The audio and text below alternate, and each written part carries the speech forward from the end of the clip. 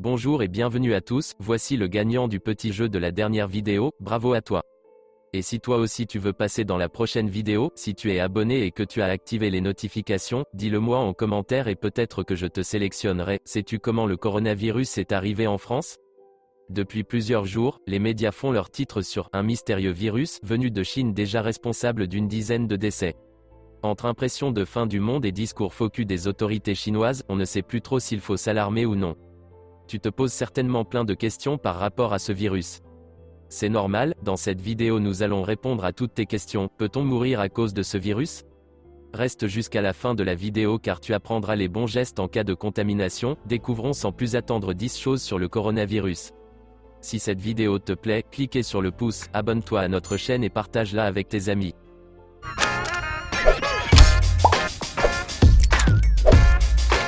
1. Quelle est l'origine du virus? Jamais observé jusque-là, ce virus appartient à la vaste famille des coronavirus et a été identifié par la Chine le 7 janvier 2020 suite à un cas de pneumonie déclaré le 31 décembre 2019. Les coronavirus sont zoonotiques, ce qui signifie qu'ils sont transmis entre les animaux et les humains, explique l'Organisation mondiale de la santé sur son site. C'est le 7e coronavirus capable de donner des manifestations cliniques chez l'humain, explique Arnaud Fontanet, responsable de l'unité d'épidémiologie des maladies émergentes à l'Institut Pasteur à Paris. Son origine semble se trouver dans un marché de Wuhan, ville chinoise de 11 millions d'habitants, fermé le 1er janvier 2020. On suppose que la source était des animaux vendus dans ce marché et qu'il y a eu passage chez l'homme, indique Fontanet, bien qu'on ne sache pas encore lequel. Des chercheurs ont évoqué la piste du serpent.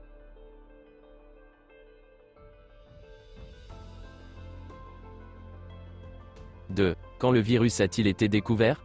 Tout commence par l'émergence en juin 2012 d'un cas d'infection respiratoire sévère à Jeddah, en Arabie Saoudite. Le patient, âgé de 60 ans, mourra d'une pneumonie, compliquée dans un second temps d'une insuffisance rénale.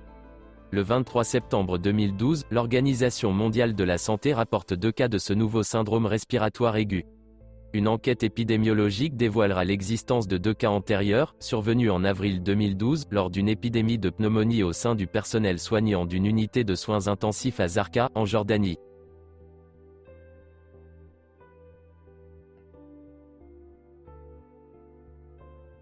Quels sont les symptômes de l'infection coronavirus? Le corona infecte essentiellement, dans 96% des cas, des patients présentant des pathologies associées, comme un diabète, une hypertension artérielle, une maladie cardiaque chronique, une insuffisance rénale chronique, ou encore les sujets immunodéprimés. Les premiers symptômes, non spécifiques, sont de la fièvre avec frissons, des troubles digestifs, notamment diarrhée, douleurs abdominales, vomissements. Les autres signes sont un essoufflement et des difficultés respiratoires. Certains patients présentent une insuffisance rénale. Ce virus est proche de celui qui avait provoqué l'épidémie de SRAS, syndrome respiratoire aigu sévère, en 2002 et 2003. Elle avait fait 774 morts dans le monde, dont 349 en Chine continentale et 299 à Hong Kong. Ils peuvent provoquer des maladies bénignes chez l'homme, comme un rhume.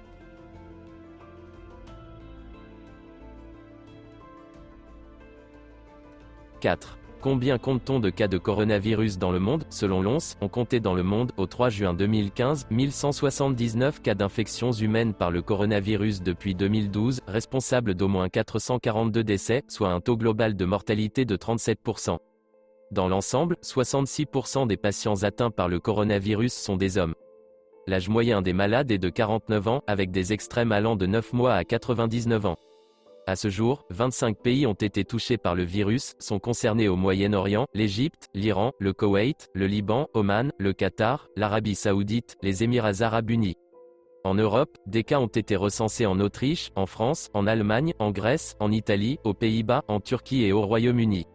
En Asie, ces cas ont été rapportés en Chine, Corée du Sud, Malaisie et aux Philippines. Enfin, des cas se sont produits aux États-Unis. Au total, plus de 85% des cas du virus rapportés l'ont été en Arabie Saoudite.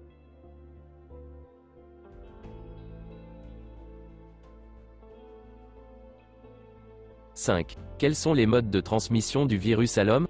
On ne comprend pas complètement les modalités de la transmission de l'animal à l'homme. La plupart des infections sont survenues en Arabie Saoudite, dont de nombreux cas sont associés à un contact direct ou indirect avec des dromadaires ou des produits issus de ces camélidés. Plusieurs études ont montré la présence élevée d'anticorps dirigés contre le coronavirus dans des populations de dromadaires au Moyen-Orient et en Afrique, preuve que ces animaux ont été infectés par le virus. Des anticorps ont ainsi été détectés chez des dromadaires à Oman, aux îles Canaries, Espagne, en Jordanie, Égypte, Émirats arabes unis, Arabie saoudite, Qatar, Dubaï, mais également au Nigeria, en Tunisie, au Soudan, en Éthiopie, au Kenya. Les personnes au contact des dromadaires ont un risque accru de contracter le coronavirus. Les chameaux infectés ne présentent généralement pas de symptômes.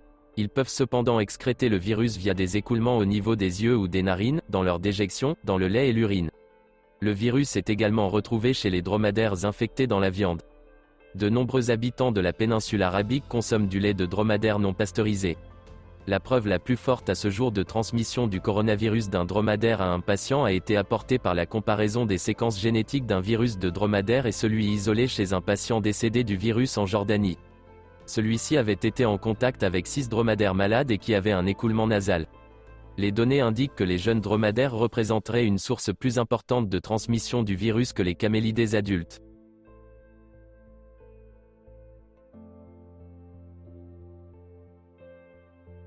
« 6. Le virus peut-il muter? Le virus peut bel et bien muter. Toutefois, la gravité semble plus faible que le syndrome respiratoire aigu sévère, juge le professeur Fontanet. Mais cela pourrait changer, on n'a pas vraiment d'argument pour dire que ce virus va muter, mais c'est ce qui s'était passé avec le SRAS, dont le virus avait évolué après son apparition pour devenir plus transmissible et plus virulent, selon le spécialiste français. Toutefois, envisager un même scénario pour le nouveau virus reste pour l'instant purement spéculatif, souligne-t-il.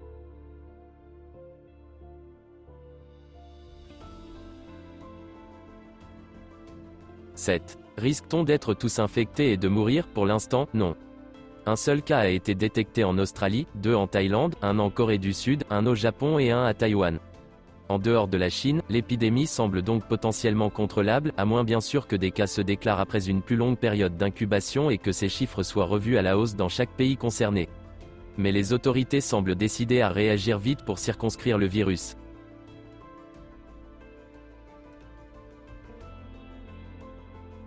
8. Existe-t-il un traitement? Il n'existe pas à ce jour de traitement antiviral spécifique, pas plus que de vaccin ou de thérapie.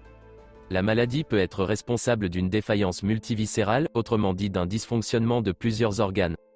Selon les cas, les réanimateurs peuvent avoir recours à des méthodes sophistiquées pour pallier la défaillance respiratoire ou rénale. La prise en charge de patients atteints du virus, souffrant d'infections aiguës respiratoires, nécessite de la part du personnel soignant de prendre, en plus des mesures d'hygiène standards, et d'autres, limitant les contacts comme le port d'une protection oculaire contre les projections par gouttelettes, et précautions aériennes lors de la réalisation d'actes générant des aérosols. Une piste de recherche très active consiste en la mise au point et la production d'anticorps humains.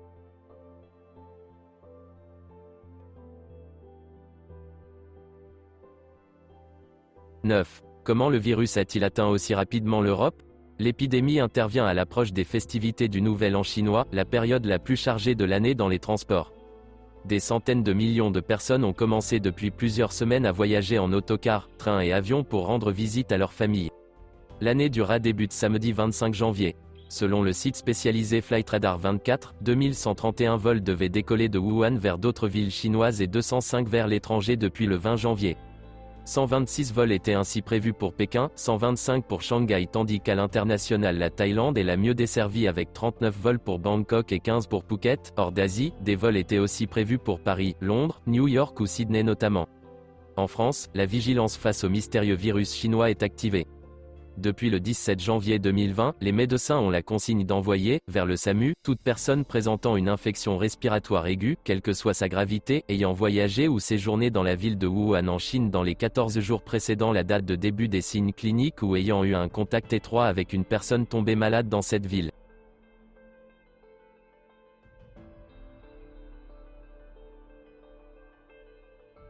« 10. Y a-t-il un risque en France?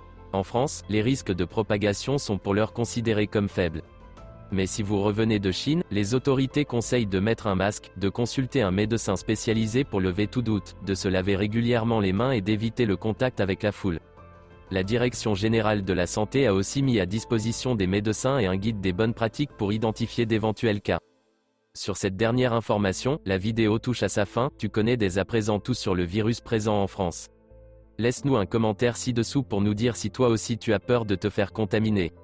Si tu as aimé cette vidéo, n'oublie pas de la liker, de la partager avec tes amis et de t'abonner à notre chaîne. À tout de suite pour la vidéo suivante.